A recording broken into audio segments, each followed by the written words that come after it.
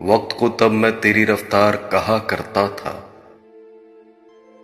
वक्त को तब मैं तेरी रफ्तार कहा करता था, जब तेरे प्यार को ही प्यार कहा करता था। तेरे होने से समझता था कि दुनिया तुम हो, वैसे दुनिया को मैं बेकार कहा करता था। तब मैं बिछड़े हुए लोगों पे भी हंस देता था, तब मैं उनको भी गुनहगार कहा करता था। तुमसे बिछड़ा हूं तो रोया हूं वगरना कल तक, रोने वालों को भी फनकार कहा करता था।